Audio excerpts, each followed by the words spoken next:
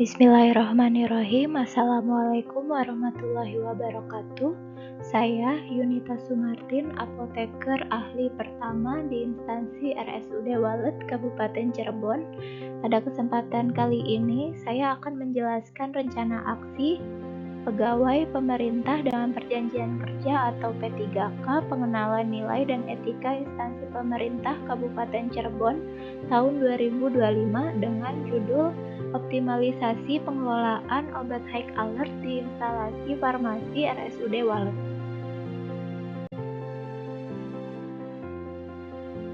Latar belakang berdasarkan Undang-Undang Nomor 20 Tahun 2023 tentang aparatur sipil negara, mengamanatkan instansi pemerintah wajib memberikan pendidikan dan pelatihan terintegrasi bagi P3K 1 tahun masa percobaan.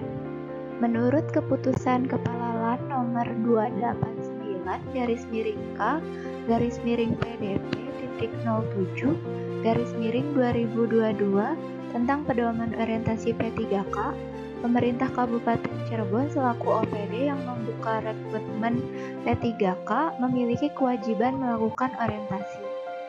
Berdasarkan Permenkes nomor 72 tahun 2016, tujuan diaturnya standar pelayanan kefarmasian di rumah sakit untuk menjaga pasien dari pemakaian obat yang tidak tepat atau pasien safety. Obat high alert adalah obat yang harus diwaspadai karena sering menyebabkan terjadinya kesalahan serius, dan obat yang beresiko tinggi menyebabkan reaksi obat yang tidak diinginkan atau ROTD. Kegiatan orientasi ini memiliki maksud memahami program orientasi serta mengenal nilai dan etika instansi pemerintah dalam mendukung pelaksanaan tugas jabatannya, dalam mendukung pencapaian visi misi organisasi, dan mampu mengaktualisasikan nilai-nilai dasar ASN berakhlak. Tujuannya yang pertama, pengenalan tugas dan fungsi ASN, yang kedua, pengenalan nilai dan etika pada instansi pemerintah, yang ketiga, pemahaman dan penyediaan informasi kepada pegawai pemerintah dengan perjanjian kerja yang baru diangkat, yang keempat, mampu mengaktualisasikan nilai-nilai dasar ASN berakhlak, serta dapat melaksanakan tugas yang menjadi kewajibannya dalam melaksanakan program pemerintah di unit kerja. Orientasi P3K tahun 2025 dimulai dari tanggal 10 Maret 2025 sampai dengan 14 April 2025. Sedangkan untuk kegiatan rencana aksi yang merupakan rencana hasil kerja P3K ini dilaksanakan pada 1 Maret tahun 2024 sampai dengan 28 Februari tahun 2029. Pelaksanaan kegiatan ini dilakukan di RSUD Walet, Kabupaten Cirebon. Nilai dan etika pemerintah Kabupaten Cirebon. Kabupaten Cirebon memiliki visi dan misi periode 2025 sampai 2029, yaitu beriman, bersih, inovatif, maju, agamis, dan aman. Berikut SOTK Kabupaten Cirebon yang dipimpin oleh Bupati dan Wakil Bupati.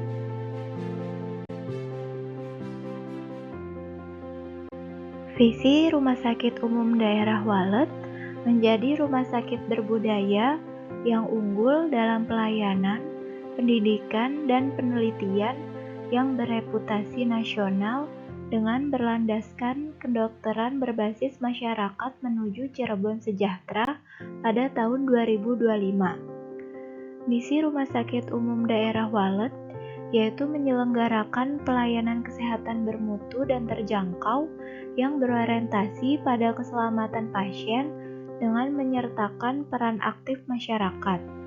Menyelenggarakan pendidikan dan pelatihan untuk menghasilkan SDM kesehatan berkualitas dengan kompetensi yang sesuai standar nasional dan selaras dengan kebutuhan masyarakat. Menyelenggarakan penelitian meningkatkan ilmu pengetahuan dan teknologi kedokteran kesehatan yang dapat berkontribusi meningkatkan kualitas kesehatan masyarakat.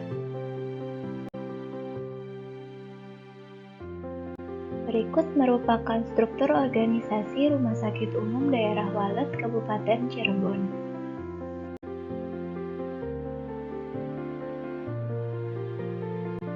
Tupoksi apoteker. Yang pertama, pengelolaan sediaan farmasi, alat kesehatan, dan bahan medis habis pakai atau BMHP yang terdiri dari pemilihan, perencanaan kebutuhan, pengadaan, penerimaan, penyimpanan, pendistribusian, pemusnahan dan penarikan, pengendalian, dan administrasi.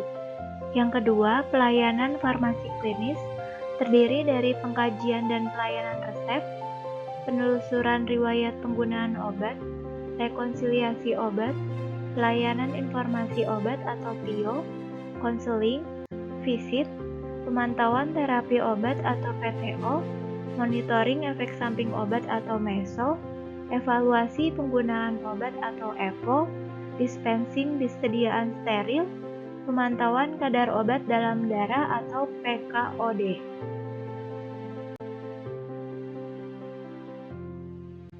Kategori obat high alert. Yang pertama, obat dengan resiko tinggi. Obat dalam kategori ini dapat menyebabkan efek samping serius seperti kecacatan atau bahkan kematian jika terjadi kesalahan. Contohnya obat insulin, obat sitostatika.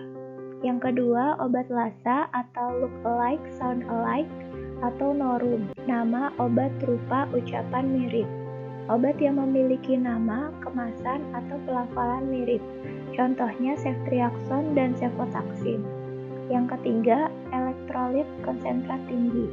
Elektrolit seperti natrium klorida lebih dari 0,9%, magnesium sulfat injeksi, dextrose 40%, potasium klorida atau KCl injeksi, Maylon injeksi termasuk dalam kategori ini karena berpotensi membahayakan pasien jika penggunaannya tidak tepat.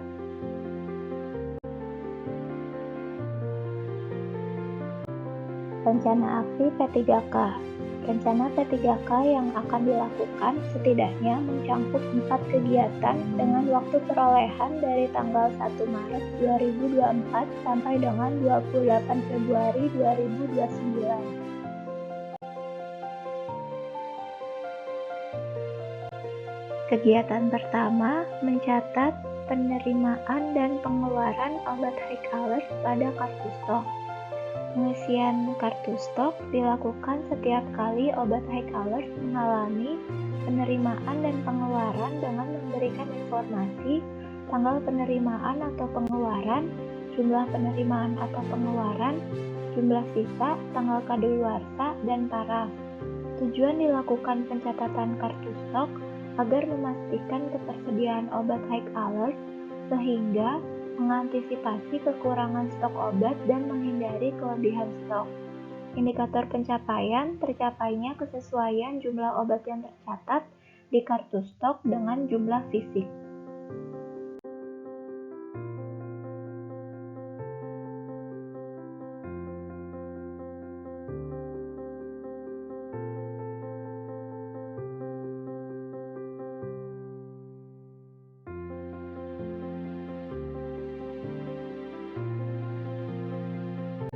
Kegiatan yang kedua, melakukan penyimpanan obat high alert secara terpisah dari obat lain. Obat high alert disimpan secara khusus, yaitu disimpan di tempat terpisah seperti rak, lemari, atau etalase yang berbeda dengan akses terbatas. Diberi penandaan yang jelas dan mudah dipahami. Tujuannya, menghindari kesalahan pengambilan dan penggunaan obat high alert. Indikator pencapaian, tidak ada kesalahan dalam pengambilan dan penggunaan obat high alert.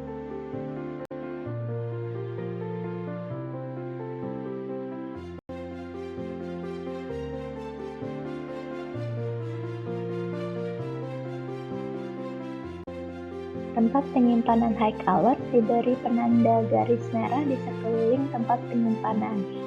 Untuk penyimpanan obat LASA tidak boleh ditumpuk atau bersamaan dengan obat lain dan tidak saling berdekatan.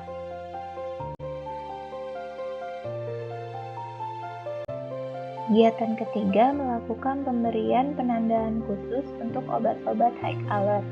Tujuannya menghindari kesalahan pemberian obat. Indikator pencapaian penandaan khusus obat high alert tercapai 100%. Penandaan khusus berupa stiker label berwarna merah bertuliskan high alert. Untuk obat Lassa diberikan label khusus berupa stiker berwarna kuning bertuliskan Lassa. Penulisan obat Lassa bisa dengan metode Tallman lettering.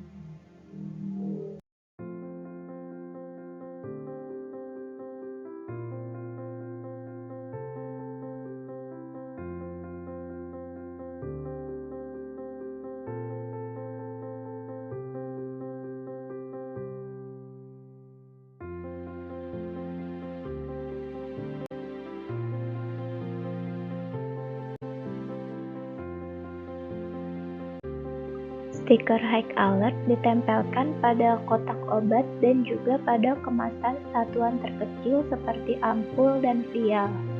Untuk elektrolit pekat, selain diberi stiker high alert, juga ditempelkan label elektrolit pekat harus diencerkan.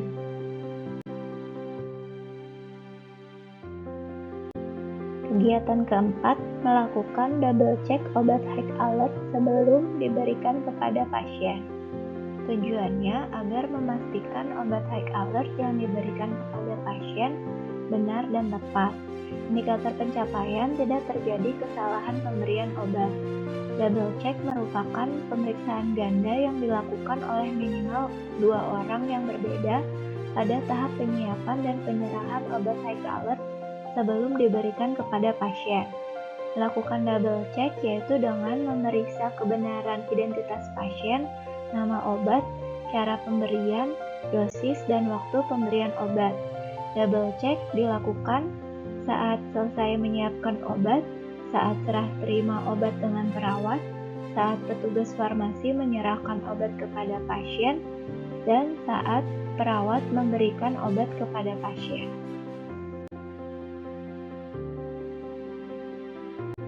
Kegiatan orientasi P3K ini memiliki beberapa kesimpulan, diantaranya dapat meningkatkan koordinasi dan kerjasama di instansi masing-masing sesuai dengan nilai-nilai dasar ASN berakhlak, dapat berkontribusi dalam perubahan baru terhadap kemajuan di bidang kesehatan khususnya di wilayah Kabupaten Cirebon, dan dengan dilakukan penerapan rencana aksi ini, diharapkan dapat meningkatkan kesadaran dan kepatuhan dalam pengelolaan obat, terutama obat-obatan yang termasuk dalam kategori high alert, sehingga terhindar dari kesalahan pemberian obat kepada pasien dan tercapainya pasien safety. Sarannya, pengadaan orientasi P3K diharapkan dapat meningkatkan pemahaman akan tugas dan fungsinya sebagai ASN P3K, serta meningkatkan etos kerja yang penuh dengan rasa tanggung jawab.